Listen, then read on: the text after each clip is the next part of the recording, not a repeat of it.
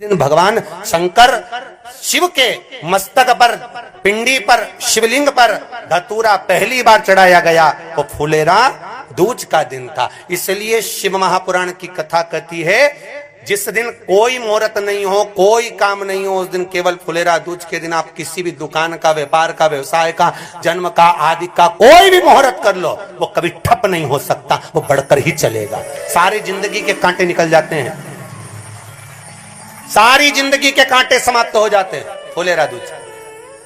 कहते हैं दुनिया में सब दिन का दान, सब दिन का पुण्य समाप्त हो सकता है, और फुलेरा दूज का दान, पुण्य, सत्कर्म, भजन, कीर्तन, नाम स्मरण समाप्त नहीं होता। चक्कर आ जाते हो, अचानक गिर जाते हो, हापड़ी भराने लगती हो थोड़ा सा चलने पर, श्वास फूल जाती हो ज्यादा चढ़ने पर, उनके लिए विशेष है कि धतूरे की जड़ को, धतूरे का जो फल होता है उसकी जड़ महाराज निकाल कर, धोकर, उसको घिसकर शंकर भगवान पर उसका लेपन कर दीजिए। थोड़ी सी जड़ शिव जी पर चढ़ा दीजिए फुलेरा दूज के दिन। उस जड़ को पानी चढ़ाकर वापिस लेकर आ जाइए।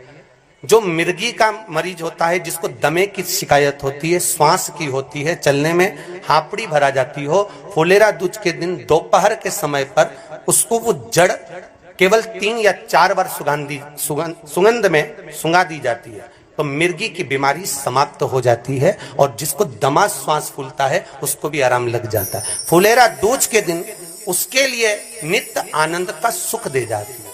और भी ध्यान दें, जिसको बहुत भारी बीमारी हो, डॉक्टर कह रहे हैं कि ऑपरेशन की जरूरत है, ऑपरेशन कराना पड़ेगा, गांठ हो गई है, ये हो गया है, वो हो गया है, निवेदन है एक धतूरा फुलेरा दूज के दिन भगवान शंकर के शिवलिंग पर समर्पित करें, और 5 बेलपत्र नंदीश्वर भगवान पर अर्थात भगवान नंदी पर समर्पित करें। जीवन में कितनी बड़ी भी बीमारी होगी वो आगे नहीं बढ़ सकती, ऑपरेशन की जरूरत नहीं पड़ सकती, वो केवल फुलेरा दूज पर हो,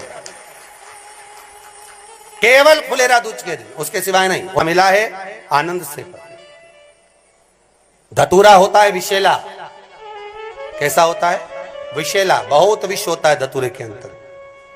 पर महाराज भगवान शिव को वो समर्पित किया जाता है जैसे पार्वती जी को लगा, जब कोई साथ नहीं दे रहा, पार्वती जी को लगा जब कहीं से सुख का अनुभव नहीं हो रहा, आनंद का अनुभव नहीं हो रहा, पार्वती जी ले गई धतूरा, पार्वती मैया ले गई उस बेलपत्र को, शिव को। और प्रयास करना, अगर दुख है तो एक धतूरा समर्पित कर कर 1 लोटा पानी अवश्य समर्पित कर। उनके लिए भी कहूंगा जिनको शरीर में दाद हो जाती है, खाज हो जाती है, या खुजलियों का क्रम हो जाता है, उनके लिए भी महाराज धतूरे का पानी, धतूरा 1 लोटे में डाल दो, पानी रख दो उसमें, उसके अंदर थोड़ा सा चंदन डालकर वो पानी शिव जी को समर्पित कर दो। वही पानी को लेकर आ जाइए और कुछ देर तक शरीर में लगाकर बैठ जाइए महाराज। वो केवल फुलेरा दूज का है महाराज, उसको शरीर में लगाकर थोड़ी देर बैठ जाइए, 15-20 मिनट तक। शरीर के अंतर्गत कोई वस्त्र ना हो, उस वस्त्र को उतार कर उसको लगाकर बैठ जाओ। 2.5 से 3 महीने में दांत खाज, किसी भी चर्म रोग होगा वो धीरे धीरे समाप्ति की ओर हो जाएगा। महाराज फुलेरा दूज का महत्व शास्त्र कहता है, भले इसको छुपाकर रखा गया हो शास्त्रों के अनुसार, पर इसकी महत्व का जो दुकान, जो व्यापार, जो व्यवसाय, और पहले भी आपको कहा, मान लो आप शिवरात्रि के दिन रात को भगवान शंकर को धतूरा चढ़ाते हो व्यापार व्यवसाय के लिए, और वो धतूरा आप शिवरात्रि के दिन सुबह 4 बजे से पहले नहीं बांध सकते, तो उस धतूरे को फुलेरा दूज के दिन लाल वस्त्र में बांधकर अपने व्यापार वाली जगह पर बांध दो। जीवन में कभी व्यापार नीचे नहीं जाएगा, बढ़ता ही चला जाएगा। और उनके लिए भी निवेदन करूंगा जिनके यहाँ कर्जा बहुत है, बहुत कर्जा है, चूक ही नहीं रहा, पैसा ही नहीं रहा, व्यापार चले तो कर्जा चूके, उनके लिए भी निवेदन करूंगा। एक धतूरा बेलपत्री के पेड़ के नीचे शिवलिंग का निर्माण कर कर फुलेरा दूज के दिन उस धतूरे को अपनी कामना कर कर हल्दी में भिंगोकर उसको भगवान शंकर को समर्पित कर दीजिए अपनी कामना कर कर। उसी हल्दी की 1 बिंदी अपने साथ में रुमाल में लगाकर अपने व्यापार व्यवसाय की जगह पर लेकर जाइए। कर्जा धीरे धीरे धीरे धीरे जब चूकेगा, जब लक्ष्मी आएगी, तो लक्ष्मी की वृद्धि भी वो करता। महाराज ये फुलेरा दूज के उपाय।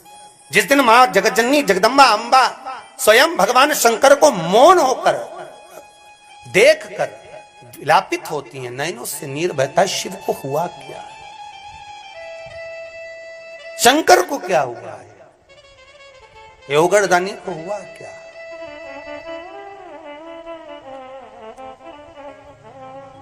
नयन जलता मैं तो बैठी थी गंगा किनारे, मैं तो बैठी थी गंगा किनारे,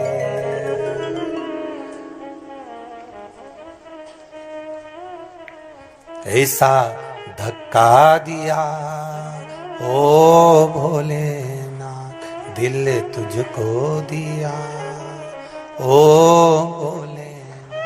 भगवान शिव ओगड़दानी, त्रिकालदर्शी, कैलाशी, अविनाशी, इस चित्तवृत्ति के मन की बात को धारण करने वाले,